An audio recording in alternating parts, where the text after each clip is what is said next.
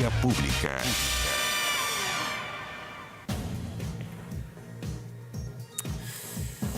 ¿Qué tal? Bienvenidos a Vía Pública. 2 días de resultar electo presidente en la Argentina, el líder de la Libertad Avanza, el presidente electo Javier Milei, se reunió con el jefe de Estado actual, Alberto Fernández. Ahí están los dos en la foto. Tras ser, mire, esto iba a ser el lunes, pero fue aplazado el encuentro. Finalmente se concretó entonces en la Quinta de Olivos, en la quinta residencial que tiene hacia la zona de Vicente López, en Buenos Aires, en la provincia de Buenos Aires. Es de donde dice que Milei va a gobernar, va a ir poco a la Casa Rosada, va a gobernar ahí en esa quinta. Bueno, pasadas las 7:30 de la mañana, el economista salió desde el Hotel Libertador, en Maipú y Córdoba, en el centro de Buenos Aires. Su búnker de campaña, además, hospedaje desde hace algunas semanas para cruzar la ciudad y llegar a esta residencia presidencial. El encuentro comenzó a eso de las 8:30 de la mañana y se extendió por casi 2 horas. El economista, presidente electo, llegó junto a Nicolás Posse, mano derecha, y quien se especula será nombrado jefe de gabinete. Muy importante figura en el gobierno argentino, el jefe de gabinete, como el jefe político. Junto con Fernández estuvieron el secretario general de la presidencia, la vocera presidencial y el vicejefe de gabinete. Fuentes oficiales que estuvieron al tanto de la conversación informaron que La Nación que se repasaron temas de Estado, la agenda internacional y dar inicio entonces a los equipos de transición con enlaces en todas las áreas de cara al cambio de mando. Es el 10 de diciembre, si quedan 20 días. Por eso es la urgencia, por eso es la necesidad de hacer cosas rápidas. De lo contrario, fíjese usted que en algún momento pensaron que no iba a haber o no va a haber. De hecho, el presidente electo no ha dado a conocer su gabinete. ¿Por qué? Porque teme, por una frase que dejó puesta Massa el domingo en la noche después de reconocer su derrota, teme a que lo que pueda pasar estos días o después se culpe entonces a los ministros nombrados. Esto lo dijo Massa. A partir de mañana el nuevo gobierno o los que ganaron son los responsables. Entonces Milei dice no. Entonces nombrémoslo el día 10 cuando subamos y de ahí somos responsables. Bueno, en fin, es todo muy delicado en la política argentina, está tan sensible esta grieta. Bueno, esto lo calificaron el encuentro como un encuentro amable, respetuoso e institucional. Otra cosa que queda abierta es la invitación al presidente de Chile a ese cambio de mando. Debiera ir, el presidente no quiere que le den órdenes, nadie le da órdenes. Uno puede analizar, hacer la pregunta, escenarios hipotéticos. ¿Será bueno que vaya? ¿Será malo que vaya? ¿Será bueno que se junte con Milei? ¿Distancia con Milei? Bueno, en fin, es parte de lo que vamos a preguntar a nuestros invitados esta noche. Vamos a la mesa de conversación.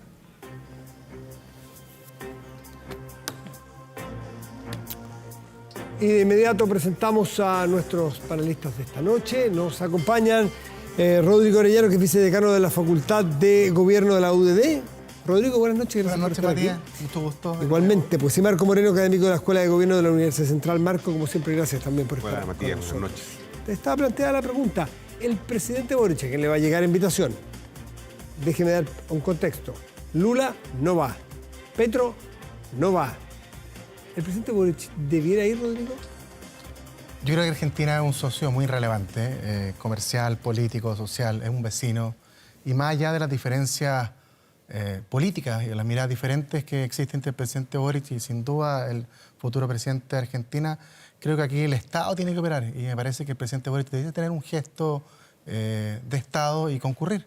No me imagino algún presidente de Chile no asistiendo a un cambio de mando de algo o de un país tan importante para nosotros como Argentina. Yo creo que más allá de las diferencias ideológicas, él tiene que dejar eso al lado y dar la cara por el Estado chileno frente a un acto tan relevante.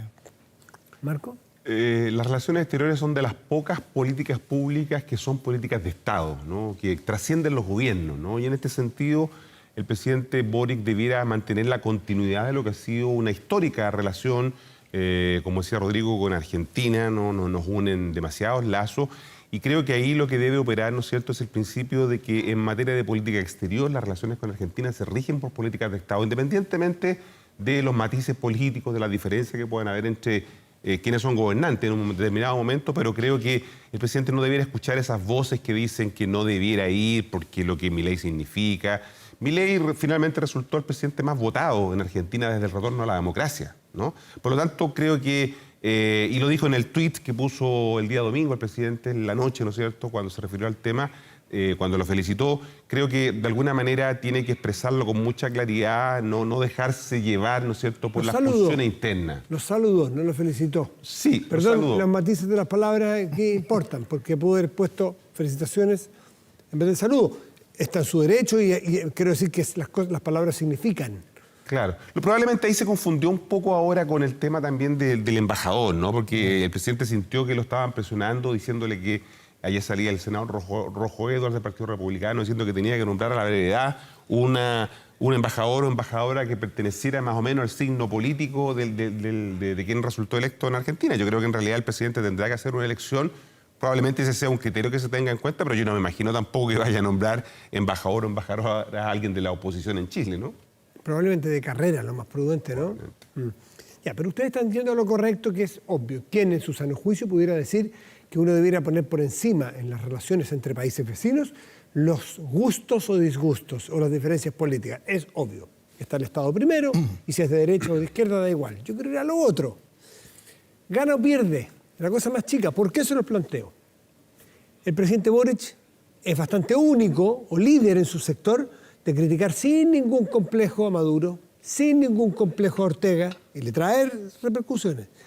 No tuvo complejo salir al encuentro cuando se lo pidió como diputado, a él como diputado el presidente, ¿se acuerdan? Piñera en el encuentro de la infancia, de firmar él solo, pagando un altísimo costo entre sus pares, el acuerdo nacional ese del 15 por la paz y la nueva constitución del 15 de noviembre. Es decir, ¿acaso no es esa la característica del presidente Boric, el exdiputado, de que los gustitos, las preferencias, no gustitos, las preferencias personales a veces se dejan de lado por cosas mayores y eso no le genera un saldo positivo en cuenta corriente después para decir, yo soy de izquierda, sí, pero Ortega es un dictador.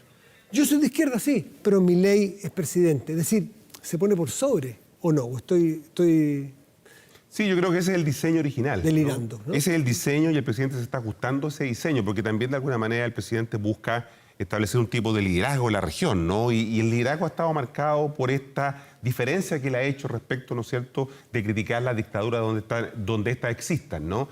Le cuestionaron el tema con China y eso ha generado siempre... Pero ha criticado a China. Sí, ha criticado a China. Y por eso que yo digo que en este caso no debiera ser distinto y él debiera tener una continuidad de lo que ha sido su propio actuar, ¿no es cierto?, en términos de política exterior, pero por sobre todo el actuar del Estado de Chile, que creo que tiene que mantener esa continuidad necesaria en sus políticas públicas, en este caso en materia de política exterior. ¿Ganaría ese saldo de cuenta política para después poder decirlo y que no lo critiquen? Probablemente si asiste va a recibir más críticas de su sector que de cualquier otro, no me cabe la menor duda, sobre todo de sectores más de izquierda de su coalición.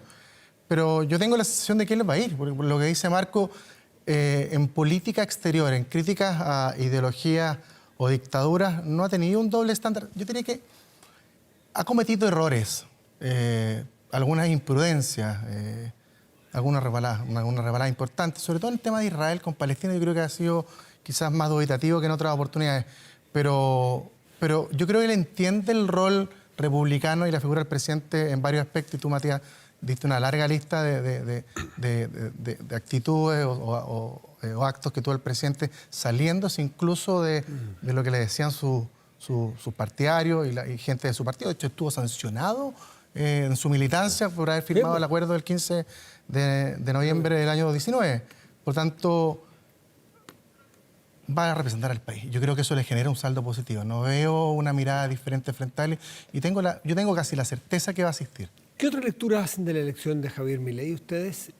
Lo planteo no solo en las relaciones de hoy, sino que en la política de mañana y pasado, en nuestro país. Por ejemplo, en función de la elección del 17 de diciembre. Por ejemplo, en función del futuro de las coaliciones, la aparición de un Milei en Chile. En fin, ¿qué significa Milei hoy en Argentina para ustedes? Bueno, significa la solución por fuera del sistema, ¿no? Cuando las democracias toleran ciertos niveles de desconfianza, pero cuando tú superas ese umbral de desconfianza, la ciudadanía que siente que el sistema está roto empieza a buscar alternativas fuera del sistema, ¿no? Milei representó eso. La ira pudo mucho más que el miedo, ¿no? Finalmente la gente no tuvo miedo porque muchos decían, bueno, el salto al vacío, sí, pero eso fue mucho mayor que de alguna manera, la bronca que genera todo el sistema político, y por lo tanto creo que esa es una cuestión que tenemos que poner atención en Chile. Ahora, lo clave para ver si un Milei puede tener posibilidades en Chile no tiene que ver con la elección, sino que tiene que ver con la gobernabilidad que él le pueda dar al país en los próximos años, ¿no? Él no tiene una alianza, no tiene una alianza política, tiene un acuerdo con el PRO de Macri, de Bullrich, todavía no lo ha conformado como un pacto político, fue un acuerdo electoral, y vamos a ver si es capaz de generar una alianza política, porque hoy día no tiene gobernadores, tiene una bancada muy pequeñita, ¿no es cierto? No tiene intendentes, que son nuestros alcaldes, y por lo tanto va a requerir de esa capacidad. Y por lo tanto, la puesta a prueba de Milei va a ser en relación a la gobernabilidad que le va a dar al país a partir del 10 de diciembre. Y poner a prueba su capacidad para poder negociar. Yo coincido con Marco en todo lo que señala. Al final, yo lo siento como un llamado de atención, Matías, un llamado de atención importante a nuestra clase política, al funcionamiento de nuestras instituciones. Hoy que estábamos comenzando justamente antes de una institución que está en la palestra por casos de eventual corrupción. Cuando falla el sistema, cuando hay daños colaterales de la corrupción, cuando la pobreza crece, surgen personajes como Milei, outsiders de la política, sin bases, sin ideología, y que finalmente de alguna forma sorprenden los sistemas y genera estos conflictos para ver si son capaces de poder gobernar los años que vienen. Ustedes, esto es una hipótesis totalmente aventurada, incluso despersonalizar la de Milei, porque puede ser muy injusto decirlo, pero estos presidentes, estos líderes que llegan en estas condiciones sin respaldo en bancadas, es decir, con mucha dificultad de llevar adelante sus políticas, ¿qué es lo que deben hacer? Así como el electorado se sale y busca por fuera, un presidente que no tiene apoyo parlamentario puede buscar por fuera, y buscar por fuera es las autocracias, Erdogan, Putin, en fin. ¿Hay peligro en estos casos o sea, ¿cómo debe reaccionar la política argentina para darle un respaldo y un soporte a un presidente electo que no tiene tejido político? Sí, bueno, en este Ustedes minuto, son profesores de esto. Sí, en este minuto Milei tiene la ventaja de que la otra parte de la grieta, ¿no? El justicialismo, el kirchnerismo quedó muy golpeado, ¿no? Probablemente van a pasar varios días, quizás meses, en que se logre recomponer lo que pasa con el justicialismo, y eso le da un tiempo para que él pueda buscar ciertos acuerdos. Por eso te decía, tiene que construir un acuerdo político más allá del pacto electoral que tuvo con el PRO de Macri. Vamos a ver si eso se concreta, por ejemplo, en las nominaciones de su gabinete. Se ha especulado mucho, ¿no es cierto?, de los nombres que circulan para conformar su gabinete, donde habría representantes del PRO. La propia Patricia Bullrich, ¿no?, se dice que podría ser la ministra de Seguridad, ¿no? Ese es un cargo que le viene muy bien a ella porque tiene experiencia en ese tema. Ya lo ejerció. Lo ejerció. Entonces, va a depender mucho de la capacidad que tenga Milei de moverse o moderar su discurso, ¿no? Yo creo que de alguna manera lo ha hecho. Esta relación con el Papa, estos, ¿no es cierto?, diálogos que tuvo hoy día con el presidente Fernández, van en esa línea de ir un poco, ¿no es cierto?, adaptándose. Nomás, pues, sí. O sea, yo creo que las recetas son obvias, o sea, moverse y cambiar de un discurso radical a uno más moderado, incorporar gente de otros sectores más moderados, como gente como Macri, Patricia Bullrich. El rol de Macri fue fundamental, yo tengo la sensación en esta segunda etapa. Pero yo ahí tengo una mirada diferente, yo creo que no se ha moderado, o sea, incorporó gente más moderada, pero el discurso ayer no se movió un eje de lo que él de fondo prometía. Adiós Banco Central, vamos a privatizar todas las empresas de comunicaciones, etcétera. Y eso quizás es uno de los temas que más va a tener conflicto con la oposición, que no le van a dar quizás el beneficio rápido para poder ejercer su plan. Y ahí él va a tener que matizar, porque finalmente diferenciarse de lo que fue Macri, que justamente por el temor de tener una posición tan potente como el peronismo, fue dilatando quizás medidas que había anunciado, finalmente no las pudo concretar, y yo creo que Milei entendió el discurso al revés. En fondo, tengo que hacer rápido los cambios y de ahí de alguna otra forma empezar a dialogar. Entonces, yo lo veo muy incierto el futuro de Argentina, sobre todo en temas de gobernabilidad, porque no sé si la personalidad de Milei va a lograr permitir lo que señala bien Marco: diálogo, moderación, incorporar. Debería serlo, pero... Cambiamos un segundo de tema, más que un segundo, lo que nos queda de espacio. El caso Audios, donde se vio al abogado Hermosilla, al señor Sauer y a la abogada Villalobos, Leonardo Villalobos. Lo económico, las medidas del Servicio de Impuestos Internos hoy día, que son muy drásticas, ¿no es cierto?, apartando al jefe de la unidad de grandes contribuyentes, el señor Soto, suspendiendo a 5 funcionarios por sospecha, es decir, parece que las cosas del audio no eran ciencia ficción.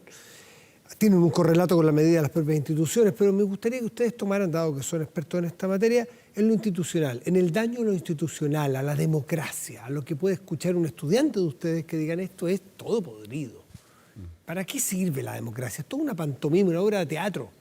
Porque todo se arregla si lo dicen las personas, pues. Claro. O sea, lo que pasó hoy día con impuestos internos es un golpe al corazón de la confianza, ¿no?, en una institución en la que los chilenos y chilenas creemos. No en vano nos meten la mano al bolsillo, ¿no?, en el mes de marzo, cuando tenemos que hacer la declaración de impuestos. Todos los meses. Todos los meses. A las pymes todos los meses. Entonces, de alguna manera creo No, que... están como Milei ustedes. No nos mete nadie. Nosotros aportamos para que nuestro país tenga cómo hacer inversión social. Claro, pero Porque Milei sentado aquí hace 3 años decía eso. El Estado roba, decía, el Estado roba. Una institución en la que había tanta confianza. La decisión de hoy día, que es por algo, ¿no? Ahí se instala la sospecha, se instala la duda, se instala la confianza. Y recuperar la confianza en instituciones tan claves como el servicio de recaudación de impuestos, ¿no?, impuestos internos en Chile, es de un daño muy, muy severo, ¿no?, a esa institucionalidad. Vamos a ver si resiste, ojalá que resista. Pero evidentemente se instala la idea de que la corrupción está más extendida de la que nosotros mismos queremos creer, ¿no?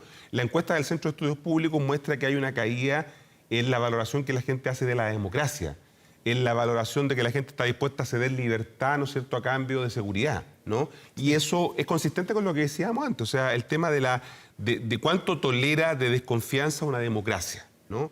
Insisto, toleran ciertos niveles de desconfianza, pero hay un umbral que cuando tú lo superas entramos en una situación crítica que la única salida es extrainstitucional.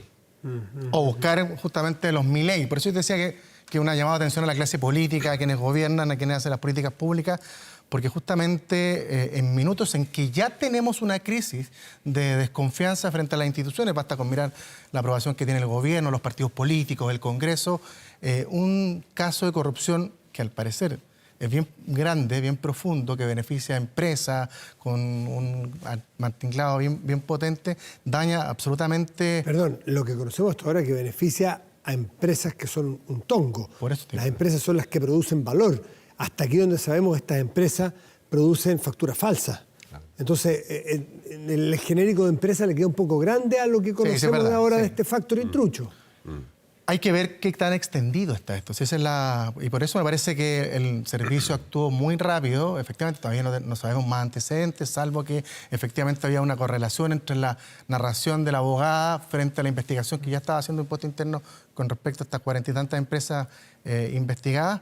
Y aquí yo creo que son 2 cosas las fundamentales. Primero, que actúe rápido la justicia y las instituciones, que se genere un punto de inflexión rápidamente, porque al final el daño puede ser muy, muy profundo, justamente cuando viene de una institución que de alguna u otra forma involucra hasta el pequeño contribuyente o a un gran empresario. Aquí no hay distinción frente al trato y la verdad es que por el bien de las instituciones, por los peligros que además pueden suceder después, me parece que tiene que generarse un golpe fuerte y potente. Además, estamos saliendo, ni siquiera saliendo, de otro gran caso que parece que es de corrupción dilatada con el tema de los convenios. O sea, ha sido un año en que la corrupción se ha tomado la agenda. El abogado de Luis Hermosilla, que es su hermano, Juan Pablo Hermosilla, que también es un penalista reconocido, cree que estos 2 hechos que tú mencionas, Rodrigo, están vinculados, que habría algo así que podría haber no sé si usted la palabra un complot o una forma de tapar, que esto podría quererse tapar, este hecho de estos audios, esta filtración de audios, el caso convenios. ¿Cómo empatan estos dos? ¿Cómo se relacionan en la agenda de los temas sensibles o irregulares? Bueno, la encuesta del CEP, que se tomó entre septiembre y noviembre, el 2 de noviembre, muestra un incremento en la percepción de corrupción.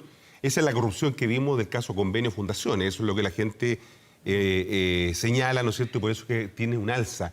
No alcanzó a incluir esto, los audios. Probablemente la percepción sería mayor, ¿no? Y a esa corrupción en el sector público se agrega ahora esta otra, ¿no es cierto? Que también es pública porque son dineros públicos los que el pago de impuestos, de la factura. quedan en entredicho y por lo tanto profundiza, como por eso te decía, esa desconfianza en que esta es una práctica más extendida de lo que nosotros suponemos, ¿no? Sería ilusorio pensar que esto solo lo hacía Hermosilla, la señora Villalobos y los hermanos Sauers. Probablemente hay otros más que estaban haciendo esto mismo y eso es lo que hoy día estamos expectantes a ver si esto destapa una caja de Pandora, ¿no es cierto?, donde van a salir muchos otros casos, tal como pasó con el caso Convenio. Recordemos que el informe del Contralor mostró que en las 13 seremías, ¿no es cierto?, en las 15 seremías, en los 13 gobiernos regionales, había situaciones absolutamente, ¿no es cierto?, fuera de la norma. Aquí, a lo mejor estamos viendo la punta del iceberg también, donde vamos a observar todo esto. Dije lo último, pero ahora sí que lo último, cada uno nos vamos, porque estamos muy contra el tiempo. La crisis o la microcrisis que estamos, o sea, la crisis es macro, es enorme. Micro me refiero a los hechos de la última semana. En seguridad, a partir del secuestro en Rancagua, luego lo de la Granada, la Carabinera, fueron dos hechos muy potentes. De los más graves de los últimos De los más meses. graves. Es como, sin comparar, porque allá se perdieron vidas, como en marzo y abril hubo 4 policías, un PDI y 3 carabineros asesinados. Fue una crisis enorme. Se despertó una gran polémica, o sea, más bien una gran tensión política, acuerdos de fast track, etc. Ahora, otra crisis, afortunadamente sin personas muertas, en este caso ni policías muertos, pero igual de hechos de alta connotación. ¿Esta crisis cómo la está sorteando el gobierno, Rodrigo? El gobierno tiene un problema, tiene una carga que va a ser muy difícil sacarse, porque les guste o no les guste, cuando ellos no fueron gobierno, no aportaron mucho a la lucha contra la delincuencia. Entonces, la ministra de Interior tiene una mochila que se la carga parte del Congreso, parte de su gabinete, que de alguna otra forma son responsables en parte de lo que está sucediendo hoy en día. Ellos fueron una oposición que no aprobó en su minuto normas que aumentaban las penas, normas que restringían la inmigración y finalmente, de alguna otra forma, vemos quizás parte de lo que estamos viendo hoy es consecuencia de una mirada o una forma de haber hecho oposición durante el gobierno del presidente Piñera que tiene sus consecuencias hoy en día y que de alguna otra forma la afecta. Y ahí quiero sacar, por ejemplo, a colación en esos actos como desesperación, esta como invitación que le hicieron por parte de la ministra Toá a algunos... Uvilla, Chadwick, Gali. Exacto. Son como actos de desesperación para tratar del fondo de netear quizás la incapacidad que han tenido para poder combatir la delincuencia, pero yo creo que es responsabilidad también parte de que en su minuto no fueron capaces de entregar las herramientas suficientes para ello. O sea, es bien complicado. Sí, es que estamos hablando de un problema estructural, ¿no?, cuyas raíces son muy difíciles para resolver en un gobierno y esa es la dificultad que tiene el gobierno. La gente le pide soluciones, le pide resolver el problema, pero evidentemente este es el tipo de problema que no pueden tener respuestas fáciles, sino que tienen que tener respuestas complejas, ¿no? Pero la gente no quiere esperar, porque también estamos con un tema del tiempo, de la urgencia, y eso le hace difícil al gobierno poder diseñar una estrategia adecuada porque está muy presionado por la opinión pública que quiere que se resuelvan los problemas ya, ¿no? Y eso es lo que está complicando la gestión del gobierno. Marco y Rodrigo, gracias a los dos por estar aquí. Muy buenas noches. Buenas noches, Matías. Hacemos una pausa y volvemos, espérenos.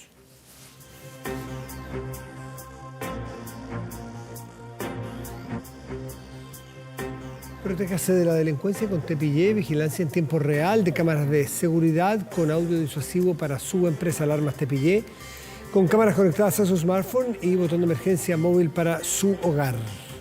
No sea usted la próxima víctima y contrátelos en tepillé.cl.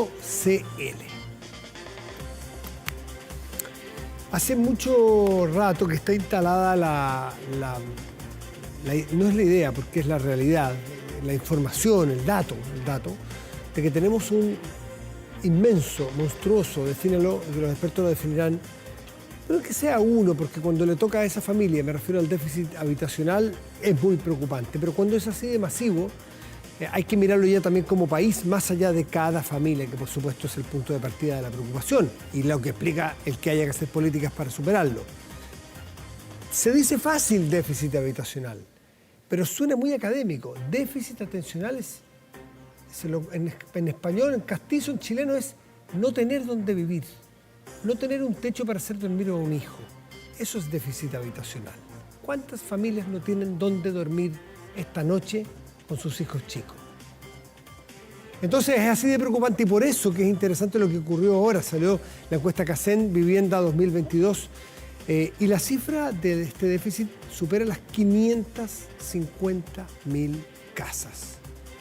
¿Qué hay detrás de estas cifras? ¿Cómo se explican? Vamos a conversar con Pía Palacios, directora del Centro de Estudios de Techo Chile. Pía, gracias por estar esta noche con nosotros. Muchas gracias por la invitación a ustedes. A ver, primero, comparemos de lo macro a lo más específico. 552.000 casas de déficit. ¿Cómo viene esa tendencia? Sí, mira, ha variado y de hecho valoramos mucho el hecho de que se haya modificado levemente la metodología porque había un grupo de población que estaba súper invisibilizado. Eso fue una de las cosas que se presentó hoy. Venimos, si bien han habido tendencias en las cuales nos hemos estancado un poco, hemos venido levemente a la baja. A la baja del déficit, sí, a la baja del déficit. O sea, achicando la brecha. Exactamente, a la baja del déficit en los últimos más o menos 5 años.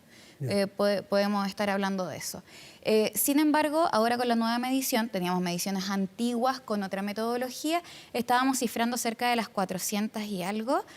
Ahora estamos viendo, de acuerdo al MIMBU y al Ministerio de Desarrollo Social, en 552.000 requerimientos de vivienda. Esto quiere decir de que hace énfasis en el déficit habitacional cuantitativo, de que son familias que requieren una vivienda para poder subsanar este déficit. ¿Hace 5 años estamos más o menos estancados? Lo que pasa es que tenemos que mirar... Te lo planteo porque en esos 5 años probablemente está el factor inmigrantes, la cantidad de familias nuevas que llegaron a nuestro país. Entonces, ¿cómo afecta el déficit esto? Sí, tenemos que mirar todo esto como un sistema. Dentro del déficit habitacional cuantitativo tenemos aquellos hogares que viven allegados, tenemos núcleos allegados. Te iba a preguntar, ¿la familia que vive allegada se le contabiliza deficitaria o se le contabiliza con techo y hogar? O sea, de todas maneras, estas familias tienen que resguardarse en algún lugar, pero eso quiere decir de que necesitan y presentan un requerimiento de vivienda. ¿Ya? A eso es lo que le llamamos nosotros déficit habitacional cuantitativo. Y esto se contempla hasta hace poco por 3 componentes principalmente, que son los hogares allegados, porque sabemos de que esa familia también necesita un lugar y una vivienda donde vivir. Por otro lado están los núcleos allegados hacinados, que si bien suena como sumamente académico, básicamente son familias que tienen más de un núcleo y que están viviendo allegadas, pero además hacinadas. ¿Ya? Wow. Y por otro lado están las viviendas irrecuperables, es decir, materialidad irrecuperable de piso, de muros y de techo. ¿Ya? En ese caso, esos son los requerimientos de vivienda. Esos son los 550.000. Ahora, es que eso eran los 400 y tantos mil. Ahora se sumó un cuarto componente. Y eso fue lo que presentó hoy día el Ministerio de Vivienda con el Ministerio de Desarrollo Social. Y básicamente es el hacinamiento no ampliable. El hacinamiento siempre ha estado dentro del déficit cualitativo. Es decir, nosotros podemos hacer mejoras en la vivienda y subsanamos el tema. El punto es que hay un hacinamiento que no es ampliable. Que son, por ejemplo, la gente que vive hacinada dentro de un departamento. No podemos ampliar un departamento. O bien que vivimos arrendando. Nosotros dentro de una casa que vivamos arrendando no podemos ampliarla porque no es propia, no podemos hacer ciertas modificaciones. Entonces se entiende de que esas personas necesitan un requerimiento. Pía, no sé si te entendí bien. Para poder contabilizar, ustedes van a los registros de familias que van a solicitar ayuda para o pedir o al Ministerio, o al Servio, o a la Municipalidad, los distintos canales.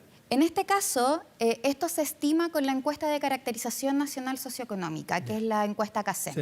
La encuesta CACEN se está aplicando cada 2 o 3 años aproximadamente, de hecho en el último tiempo ha sido cada 2 años, entonces tenemos harta regularidad. Y con esta se puede calcular cada uno de los componentes. También se puede calcular con el censo, por ejemplo. Entonces, no es necesariamente la gente que está postulando a distintos subsidios, programas habitacionales, sino de que están llevando la contabilidad a partir de encuestas de caracterización socioeconómica y por otro lado del censo de población y vivienda. Pero como el censo ha estado desactualizado y recién tenemos que esperar al próximo año para que se aplique, la encuesta, la CACEN es sumamente La repartición precisa. Regional, Pía, entiendo que la metropolitana se lleva la gran concentración, ¿no es cierto? ¿El 60%? Más o menos, sí. Del déficit está ubicado en la región metropolitana.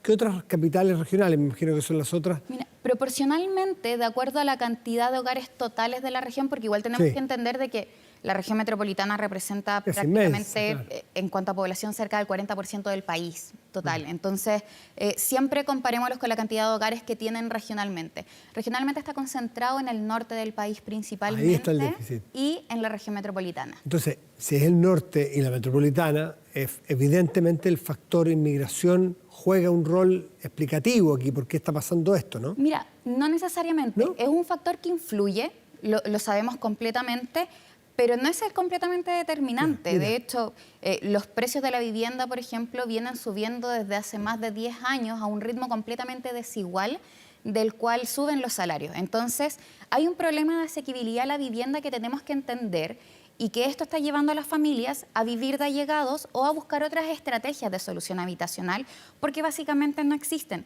Ahora, hemos visto un montón de reportajes actualmente viendo, por ejemplo, los temas de subarriendo. Sí. O de arriendo de piezas, donde viven muchas familias hacinadas, porque básicamente es la única estrategia de solución habitacional que es autogestionada a la que pueden acceder distintas personas. Ya. Entonces, para poder finalmente enfocar cierto tipo de políticas, necesitamos conocer primero cuántos son, quiénes son. ¿Cómo ha resultado este proyecto que impulsa el gobierno y el Ministerio de la Vivienda, puntualmente este plan de emergencia habitacional? Mira, el plan de emergencia ¿Qué frutos se habitacional, está dando? primero, se valora tremendamente porque está acelerando, está permitiendo acelerar la construcción de vivienda. Ya. ¿Ya? Y por otro lado, diversificar las formas de obtención de la vivienda. Nosotros todavía tenemos sumamente arraigado esto de la vivienda propia. Sin embargo, también tenemos que saber de que existen otras estrategias, tal vez a corto plazo, pero que dentro de la emergencia habitacional en la cual se vive actualmente, es sumamente importante, por ejemplo, de que exista oferta de arriendo. Y arriendo a un precio justo. Y estoy hablando de justo como los estándares internacionales que nos hablan que ojalá el tema de la vivienda no tuviera un cargo del más del 30% de los ingresos totales del hogar. Acá en el primer quintil de ingresos supera el 50%. Ya, pero eso es curioso, establecer el precio justo si es desde la demanda o desde la oferta. Exactamente. Porque quien es dueño de un departamento, si lo arrenda en 200, a él le parece justo 200 y a lo mejor por justicia en lo que representa el ingreso de esa familia, 200 es imposible, le resulta a ellos injusto. Entonces, ¿cómo se define qué es lo que es justo? Sí, por eso, estándares internacionales nos hablan acerca de que la carga no debería exceder, o sea, la carga del precio y de todo lo que tiene que ver con la vivienda no debería exceder El 30% para un de los hogar, ingresos. El 30% Eso es de la demanda, o sea, pero desde la oferta, Exactamente. desde el dueño del departamento El punto es que está acá pagando no un podemos crédito. regular. Ese es el gran punto. Acá no podemos regular porque básicamente es un trato entre particulares. Eso es lo que está pasando. Ahora, ¿qué pasa con el precio de la vivienda? ¿Por qué está aumentando a un ritmo completamente desigual del de los ingresos? Es también otro tema en los cuales nos tenemos que enfocar porque ese es uno de los principales factores que está llevando a distintas situaciones de exclusión habitacional, tanto en las ciudades como en el mundo rural. ¿Y cómo han dado? Porque se ha escuchado la estrategia muchas veces de paños o sitios que son estatales y que están bien ubicados, donde permitirían, por ejemplo, hacer construcciones de mayor concentración, con un buen mobiliario, cerca de metro, por ejemplo. ¿Se ha avanzado en eso o no hemos quedado en los planes y las presentaciones? Sí, la verdad es que ahí creo que es sumamente importante seguir avanzando. ¿Pero a qué velocidad se ha avanzado? Sí, mira... ¿O la permisología también afecta a eso?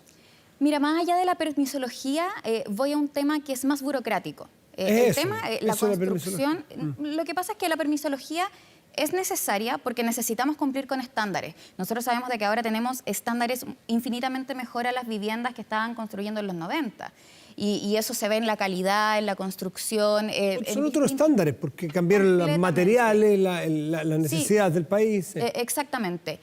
Pero la burocracia que existe para poder gestionar desde un suelo hasta la construcción, etcétera, pueden pasar muchísimos años. La construcción de una vivienda es sumamente corta. ¿Y ahí el gobierno tiene algo que hacer, José, usted? O sea, de hecho, está acortando mucho los tiempos de construcción, por ejemplo, con el tema de la vivienda industrializada. Entonces, con ese tipo de cosas estamos acelerando algo. De hecho, yo creo que el plan de emergencia habitacional va sumamente a la línea correcta. El punto ¿Y en es velocidad o en dirección? En dirección y también en velocidad. Pensamos que... Es decir, que con si vamos en números, velocidad y el gobierno tiene una buena velocidad y dirección para este proyecto, ¿cuándo va a lograr el déficit cero? o sea, déficit cero es muy difícil. ¿Cuál es la meta de este plan de gobierno? Porque tenemos que ver, el plan la meta de este gobierno son 260.000 viviendas, que probablemente se van a cumplir. Ahora, el punto es que estamos hablando de 552.000 viviendas, requerimientos de vivienda, y eso que no hemos contabilizado los hogares en campamento, que nosotros estamos cifrando en 114.000. ¿Eso están contabilizados? No está contabilizado dentro del déficit. Entonces, nosotros sabemos de que se contabiliza como una habitación, como una casa eso. Lo que pasa es que no está calculado dentro del déficit en este caso. Wow. Entonces, ¿qué es lo que hacemos? Nosotros, de todas maneras, para el cálculo del déficit estamos, al menos desde Techo... Techo siempre había dicho 600.000. Aumentando. Por eso llegamos a las 600.000. Esa era la diferencia. Ahí exactamente. Son la cantidad de familias que viven en campamento y que también representan un requerimiento de vivienda. Esos también están en situación deficitaria, que duda cabe. Exactamente. El punto con esto es que el plan de gobierno implica 260.000 viviendas. Nosotros de aquí a los próximos 2 años de gobierno que quedan, no vamos a solucionar con 260.000 viviendas lo que falta. Porque además la demanda es dinámica, la demanda va aumentando constantemente porque la población crece naturalmente. Ahora, ¿qué es lo que pasa? Tenemos que seguir a un ritmo igual o superior a y que esto se transforme no en un plan de una emergencia habitacional que dura 4 años, sino que necesitamos que esto trascienda al gobierno y que se transforme en una política de Estado y aumentar la velocidad de construcción, porque lo que falta en estos momentos es vivienda al precio de las que las personas que se encuentran en esta situación puedan pagar también. O sea, que hay una oferta adecuada a la demanda en cada uno de los lugares de Chile. Exactamente.Nosotros hemos visto ahora de que hay oferta de vivienda, pero esa vivienda no ¿quién coincide, la puede pagar? Claro, no coincide con la demanda. ¿no? Exactamente. Claro, tal cual. Pía Palacio, directora del Centro de Estudios de Techo de Chile, muchísimas gracias por traernos este tema, por recordarnos este tema que es básico, que es básico en dignidad, en calidad de vida, en formación. Imaginar una familia que está formando hijos y no puede hacerlo en su casa, por humilde y chiquitita que sea, es una herida a lo mejor que queda para siempre para esas niñas y esos niños. Por lo tanto, la urgencia de dignidad y de futuro son ahora ya. Pía, gracias pues. Que estés muy bien. Muchas gracias a ustedes. Muchísimas gracias. Hacemos una pausa y volvemos. Espérenos.